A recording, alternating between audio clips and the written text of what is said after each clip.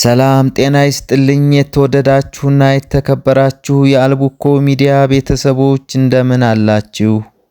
ይህ የአልቡኮ ሚዲያ በየጊዜው እያዘጋጀ ወደ እናንተ የሚያደርሰው ቅኝት የተሰኘው መሰናዶ ነው።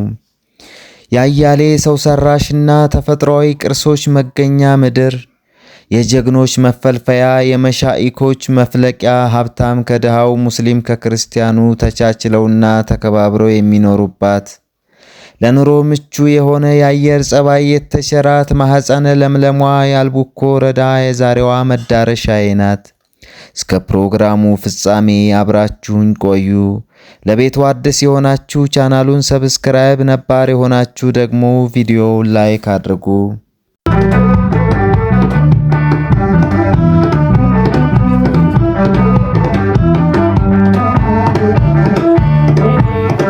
ከዘመናት የዥዋዥዌ ጉዞ ተላቃ በ1994 ዓመተ ምህረት ራሷን ችላ የተመሰረተችው አልቡኮ ወረዳ የራሷ የሆኑ ባህሎች፣ ቅርስና የተፈጥሮ መስህቦች ያሏት ቢሆንም ከዘመን ዘመን ሲንከባለሉ የኖሩ ያደሩ የልማት ጥያቄዎችም አይታጡባትም።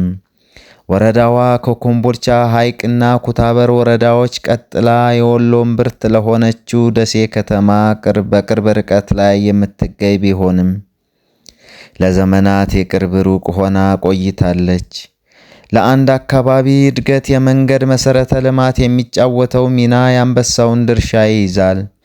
ወረኢሉ፣ ግሼ ራቤል፣ ዳዋ ጨፋ፣ ቃሉና ደሴ ዙሪያ ወረዳዎች ጋር የምትዋሰን ቢሆንም በመካከላቸው የሚያስተሳስራቸው የመንገድ መሰረተ ልማት ባለመዘርጋቱ እርስ በርሳቸው እንዳይተዋወቁና የንግድና ባህል ትስስር እንዳይፈጥሩ እንቅፋት ሆኗቸው ቆይቷል። አሁን በ94 ሳልመኔ ከተማ ተቆረቆረች።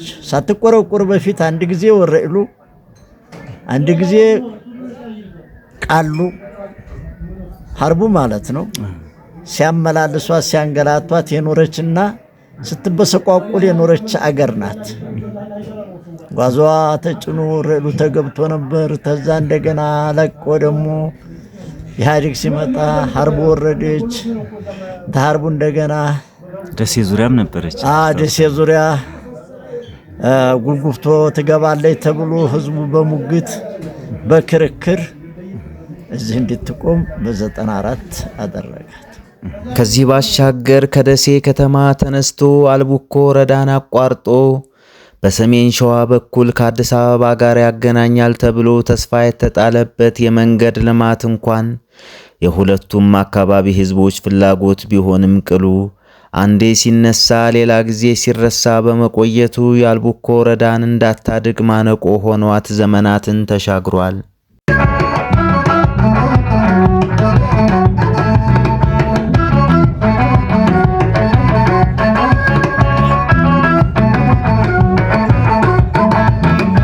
በሌላ በኩል ከደሴ 37 ኪሎ ሜትሮች ብቻ የምትርቀው አልቡኮ የአስፓልት መንገድ ተጠቃሚ ባለመሆኗ የትራንስፖርት ፍሰቱ ላይ የራሱ የሆነ አሉታዊ ተጽዕኖ አሳድሮባት ቆይቷል። እነዚህና መሰል የመንገድ ልማት ችግሮች ታችኛው እርከን ላይ ባለው አካል ብሎም በመንግስት አቅም ብቻ የሚፈቱ ባለመሆኑ ጊዜው ደርሶ ችግሩ በዘላቂነት እስኪወገድ በቀላሉ መፈጸም የሚችሉ ችግሮችን ማከናወኑ አስፈላጊ መሆኑን የተረዳው የክልሉ መንገድ ትራንስፖርትና ሎጂስቲክ ቢሮ የወረዳዋን መቀመጫ ሳልመኔ ከተማን ከ9 ቀበሌዎች ጋር ሊያስተሳስር የሚችል በክረምት ወራት የሰው ሕይወት ጭምር በጎርፍ ሲነጠቅበት ከነበረው የሳልመኔ ወንዝ ላይ በ48 ሚሊዮን ብር ካፒታል 40 ሜትር ርዝመት 8 ሜትር ስፋትና 6 ሜትር ከፍታ ያለው ድልድይ በአጭር ጊዜ ሰርቶ ለማጠናቀቅ ርብርብ እየተደረገ ይገኛል። የተወደዳችሁና የተከበራችሁ የአልቡኮ ሚዲያ ቤተሰቦች አሁን የምገኘው በደቡብ ወሎ ዞን አልቡኮ ወረዳ መቀመጫ ከሆነችው ሳልመኔ ከተማ ላይ ነው። ሳልመኔ ከተማ ላይ ደግሞ በቅርብ ጊዜ እየተገነባ ያለ አንድ የድልድይ ፕሮጀክት አለ። ይሄ የድልድይ ፕሮጀክት ከፍተኛ የሆነ አገልግሎት የሚሰጥ ምናልባትም ሳልመኔ ከተማን ከ9 ቀበሌዎች ጋር የሚያገናኝ ድልድይ ነው። በአሁኑ ሰዓት የድልድይ ስራው በከፍተኛ ፍጥነትና ጥራት እየተከናወነ ነው የሚገኘው።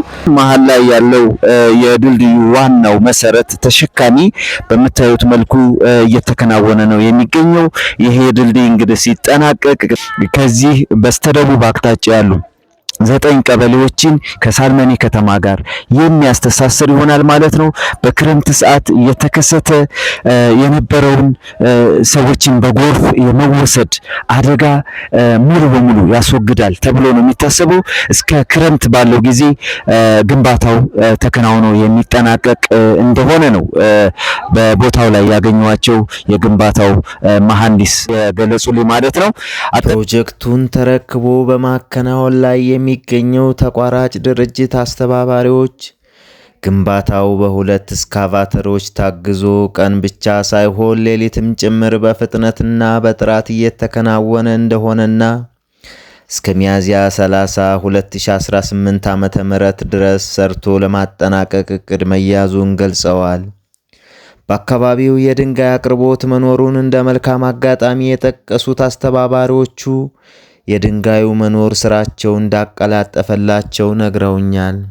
ፕሮጀክቱ በተቀመጠለት ስታንዳርድ እየተከናወነ መሆኑን በቅርበት እየተከታተሉ የሚገኙት የፕሮጀክቱ አማካሪና ክትትል ባለሙያ ኢንጂነር አስራር መሐመድ እስካሁን ባለው ሂደት ግንባታው በፍጥነትና በጥራት እየተከናወነ መሆኑን ይገልጻሉ። ስሜ አስራር መሐመድ ይባላል። እዚህ ሳልመኔ ድልድይ አማካሪና ክትትል መሐንዲስ ነኝ።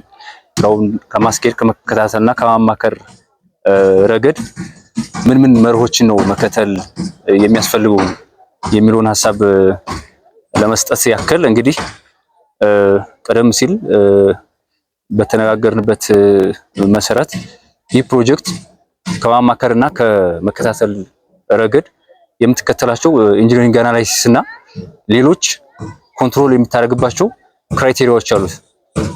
እንግዲህ ክራይቴሪያዎቹም አናላይሲሶቹም በአንድ ነው ኢንተግሬትድ ሆነው መሰራት ያለባቸው ፎሎ አፕ መደረግ ያለባቸውና በሚታወቀው ልክ ለዚህ ብሪጅ አስፈላጊ ተብሎ ከፕሮፖዝድ ከማድረግ ጀምሮ እስከ አውትፑት ዴስቲኔሽን ከማድረግ ድረስ የምትከተላቸው የማይነጣጠሩ 4 አካባቢ አናላይሲሶች አሉ። እሱ እንግዲህ ሃይድሮሎጂካል፣ ጂኦቴክኒካል፣ ስትራክቸራል ኤንድ ዲዛይን አናላይሲስ ናቸው። 4ቱ አናላይሲሶች ማለት ነው።